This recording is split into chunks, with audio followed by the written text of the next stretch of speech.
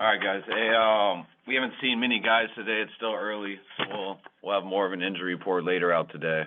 What I got right now for you guys is similar to last night. Just Ricky Pearsall with his knee. We'll still evaluating that for later today. Jennings with his ribs. I didn't say it last night, but Brock Purdy, complaining on some real soreness or some soreness with his toe this morning. So we'll have to look into that more later today. And that's all we got right now. So go ahead, guys.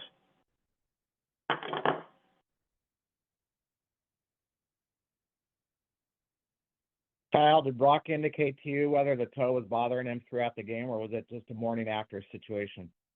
No, he didn't indicate it to me at all during the game. I talked to him on the phone last night, and he said it was starting to bother him a little bit last night. But nothing during the game at all.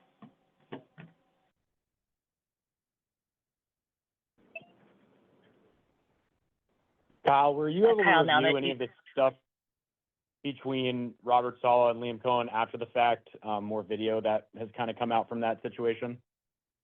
Well, what was the first part? Did I ever what? Were you able to review any more of the Robert with Liam after the game situation as more video trickles out?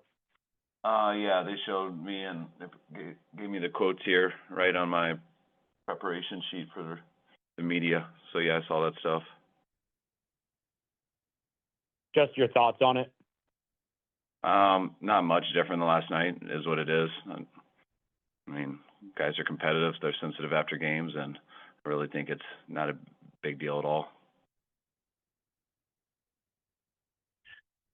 Kyle, now that you've watched the film, what can you assess from Brock Purdy's chemistry or lack thereof with the wide receivers?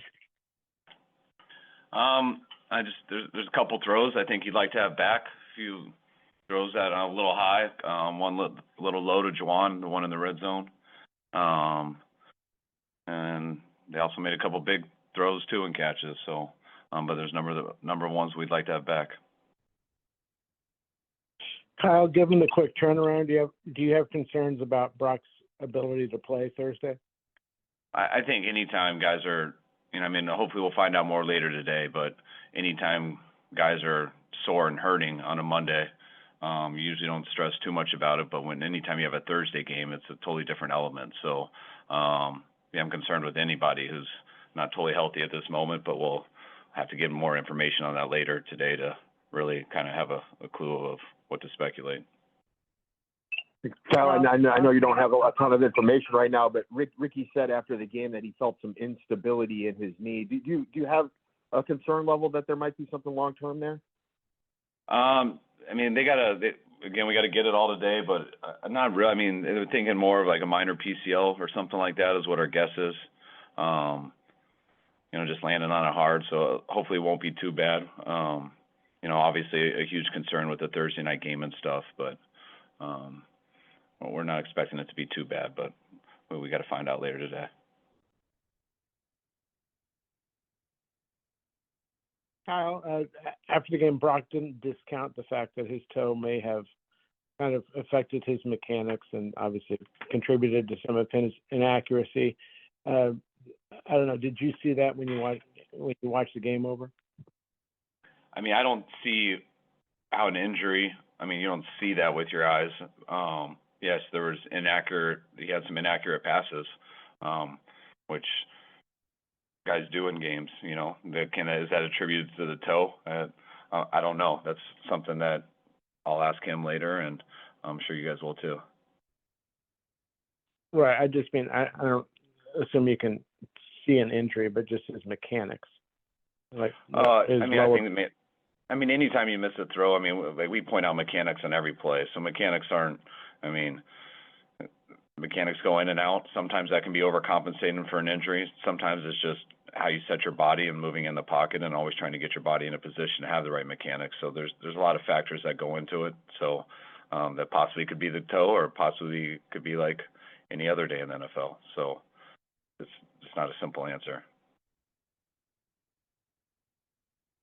Was there anything on the film that jumped out about, the running game and why you guys you're only getting about 3.3 yards per carry through 4 weeks? Yeah, if you don't have any run over 20 yards on the year, and you don't have any explosive run in that game. You know, I don't think we got anyone over 11 yards, I think. But yeah, you're gonna have that yards per carry when it's like that. We got to break a big one, and that entails everyone. That includes the play calls. That includes guys blocking on the perimeter. It includes guys blocking inside, and it includes our runners creating.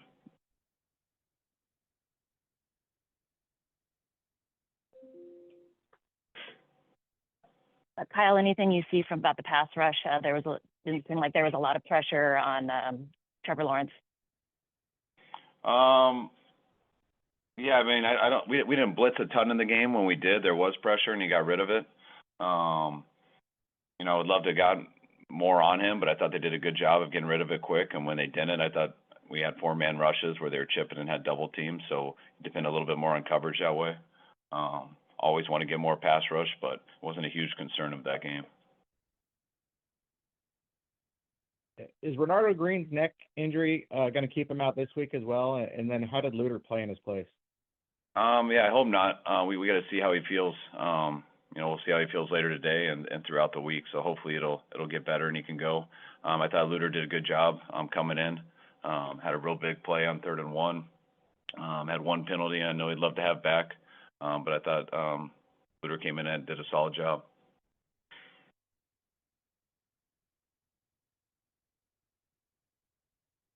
Did you take a closer look at Upton Stout's play where he about had the interception and was called for DPI?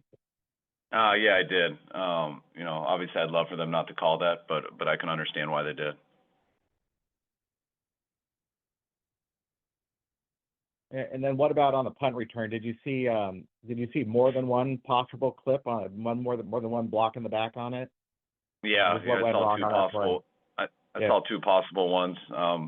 Neither of them were overly bad, but both of them, I believe, were possible clips. So. Coach, I know you said you were a little not necessarily expecting any of the injuries mentioned to be like long lasting. Just wondering on the short week, how you kind of expect to kind of handle those three when it comes to Brock, Juwan, and Ricky, as far as like practicing, walkthroughs, things like that, to kind of, you know, because of the injuries. Yeah, I mean, we won't do one full speed thing the whole week with everybody, healthy or injured, and so that really doesn't change anything with those guys. Hopefully they're healthy enough to go walk through. If they're not, then you give them until Thursday on such a short week, and hope they're ready to go then. And if not, we got to go with the guys behind them.